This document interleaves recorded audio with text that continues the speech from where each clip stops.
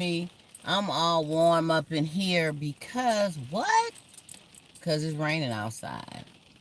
But you know, the rain ain't gonna stop me from reaching out and touching, doing a segment with you guys, seeing what's up, you know what I'm saying? And um just kind of talking about a few things. On the show Sunday, we touched bases about this inquiring minds want to know question about this lady who had issues with a guy she had been talking to for a minute, 3 years, I think, and they seem to lately just come over, want to hit it and miss it, and then they leave, right? And she's just all over the place, emotional because of not getting the quality time. And I just wanted to say, it's your call. It's your call on how you deal with people, what you deal with. You know, you can either slice it and dice it and keep it the way it is, or you can decide that you want to make some changes. So it gets to a point where it's not about being mad at the other person. Why be mad at them? You are allowing them to treat you like a piece of spam. That's the first thing came to my mind. But you're allowing them to treat you like a piece of spam, regardless of the situation. And that's why I gotta say, that's why it's important to bring forth good times and spend quality time and do what's right most of the time. So when the little things happen where a person got to get up and leave, or they can't stay long, or they just hitting and missing, it don't stand out that much. It don't stand out because it's not the norm. It's not it's not the rule, excuse me, it's the exception. And stuff happen. But when you got a situation where it becomes the norm that you are being bounced on and off and in and out in a real quick way, where they can't even get conversation with you, they can't even get a good snuggle with you, they can't even get a good talk, they don't know what you're dealing with really. And when you're trying to talk, they focus in on other things, probably phone calls or phone playing, whatever they doing. They not focused in on you. The only time they focusing in on you is when they up on top of you and you're under them, or you on top of them and they under you. That's when the focus is like this, okay? So, it's your call. It's your call on how you want to do that. Now, this particular person was emotionally distraught because they say that the two love each other. They love each other, and they just noticed that there's a difference in them not placing them as a priority all of a sudden. They come with the intent of spending the time of being with them for a period of you know more than 30 minutes to an hour. They have that intention, but then they the norm. And so the person is feeling short. The hand is being dealt in a short way to them. They don't feel, they starting to feel like they just pretty much a hoe, pretty much a hoe, let's just put it out there. They kind of feeling hoish. And I don't know what they getting out of it other than a climax, but they may be reaping some other things. But at the end of the day, it's your call. So we have got to stop thinking that, first off, some think that sex is about everything. Sex is about everything. If you don't get it, if you don't have it, if you're not giving it, you ain't got nothing.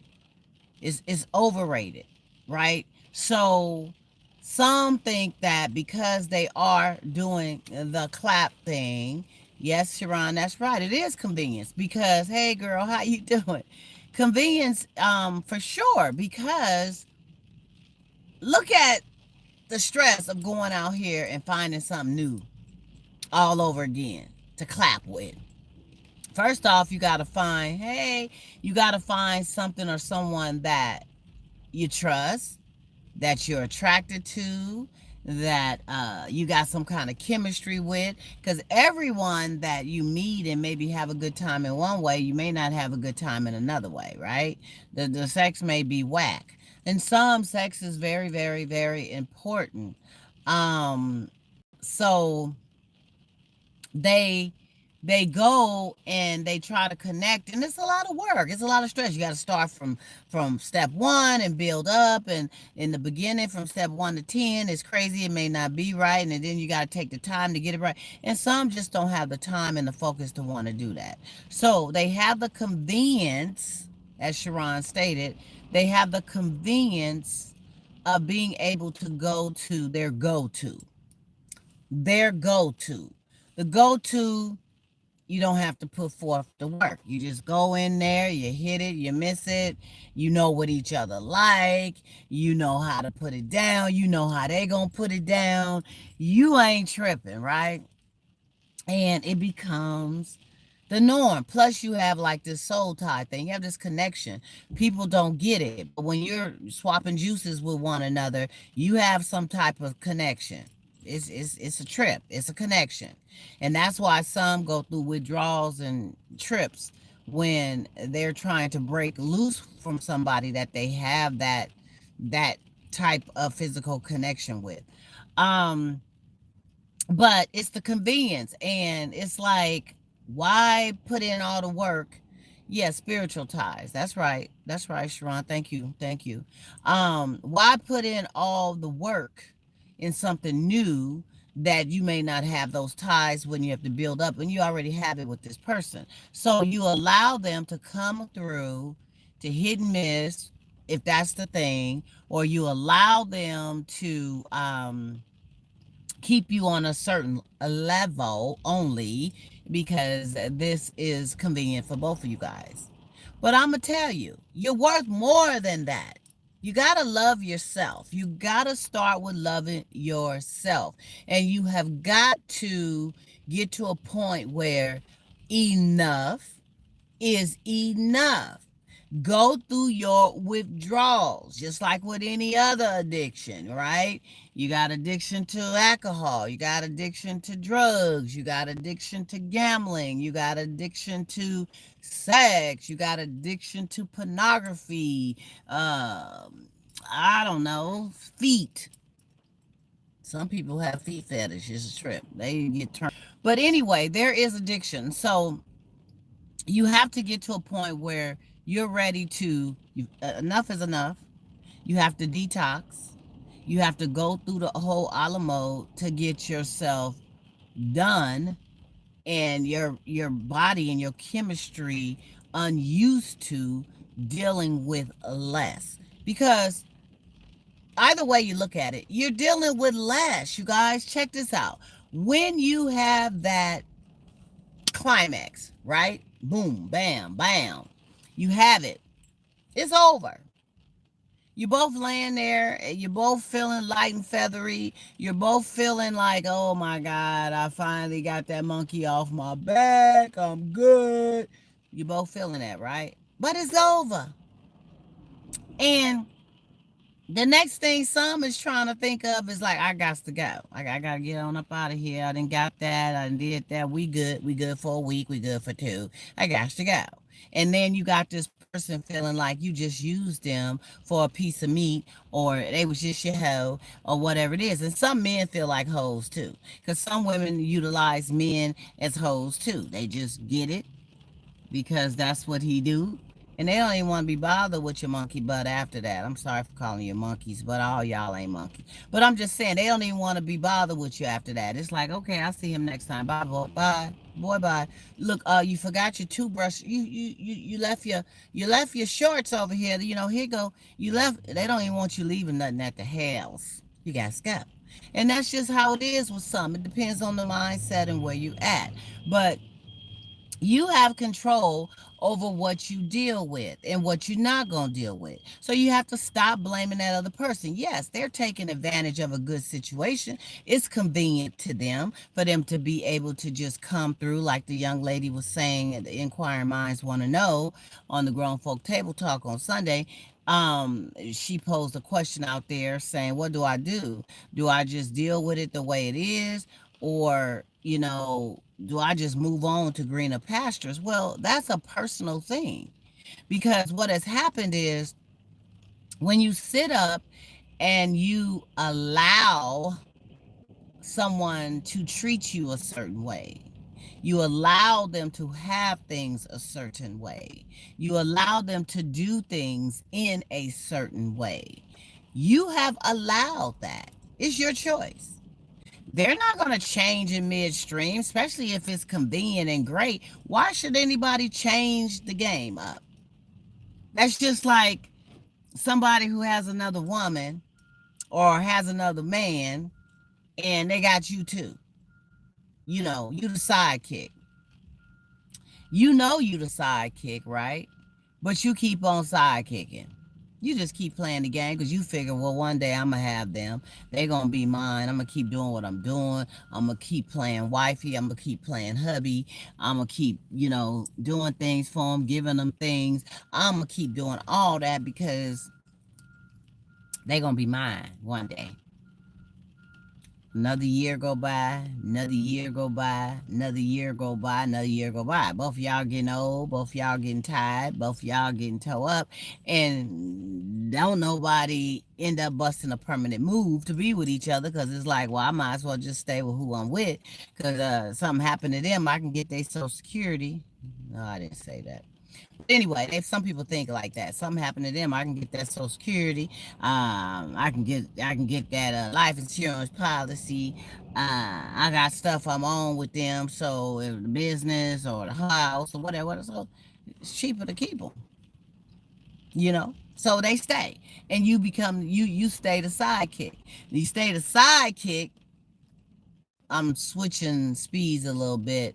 I think my video went in and out, but I hope y'all still with me. But the crazy thing about that is you're not in it permanently to obtain or reap anything. Sometimes if they do pass, you can't even feel comfortable going to the funeral, because if the person knows of you, the other person knows of you, they don't want you there. They don't want you there. You the other woman. You the other man. What you doing here? And so, it don't change. You have to make decisions for you. So if that person is coming over and they hitting and missing it, or they using you for a doormat, or they just using you on a certain level, or you've been together for an extremely long time and it has not elevated, what?